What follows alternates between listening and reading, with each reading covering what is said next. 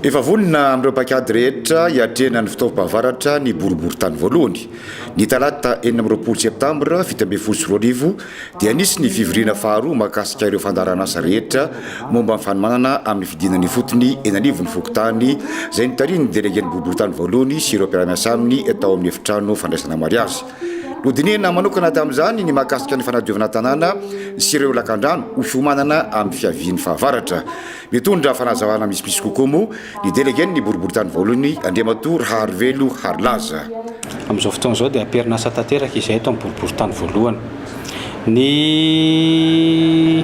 anombohanay zany ny fokotany moa efa nisy fionana voalohany zany niaraka natao.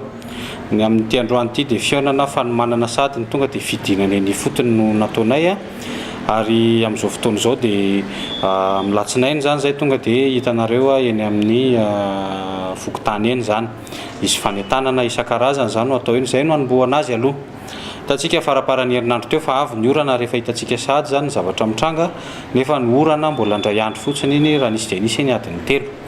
Ka ny resaka ataontsika zany dia izay hoe isy fanetanana hoentin'ny ekipa rehetra zany avy ato amin'ny boribory-tany voaloha isa-tsokajiny sy fiara-miasa zany amin'ny zareo eo amin'ny fokotany.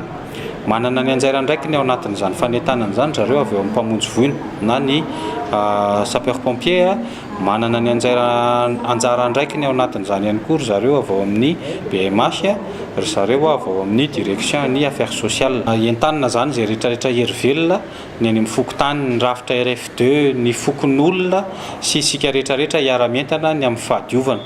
Ny teny hatongavana amin'izay dia izao hoe ny fako rehetra re tompoka mba ho aritsika any amin'ny fanaripako ny toerana manodidina antsika mba ho doivintsika isan'andro san'andro ny lobolobo dia hosoroantsika ary izay rehetrarehetra fiarah-mientantsika izay no mitondra fahadiovana ho an'ity tanàna mamintsika ity. Ankoatra ny fanadiovana faobe izay atao isaky ny fokotany dia isy ihany koa ireo karazana fanentanana mahakasika ny fahadiovana sy ny fahasalamana izay iarahana amin'ireo ekipan'ny dasina ny direction de l'action sociale sy ny DSH na ny direction de l'hygiène et de la santé mba ho fisoroana ny fiparitahan'ny valan'aretina indrindra fa amin'izao vanim-potoana izao izay tena mahabetsaka izany. Ho avy eny anivon'ny fokotany ihany koa ireo ekipa ny mpamonjy voina ampianatra sy anentana ireo mponina amin'ny fisoroana sy fiatrehana ny tondra-drano sy ny trano.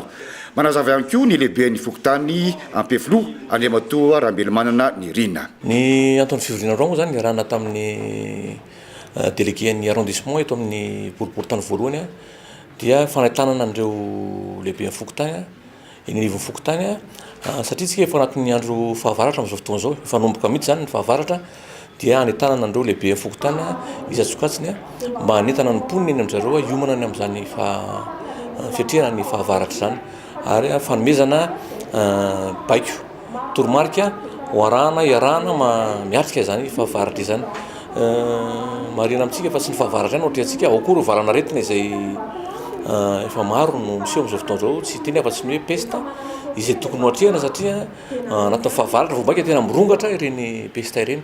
Fanentanana ao amin'ireny zany niarahan'ny boribory-tany voalohany androany sy ny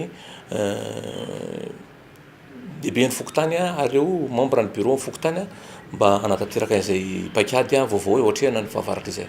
Tsy mitsahatra amin'ny miantso ireo herivelona rehetra manderan'ny fokotany araka izany ny délégué-ny boribory-tany voalohany mba hifanometanana amin'ny fanadiovana ity tanànantsika ity.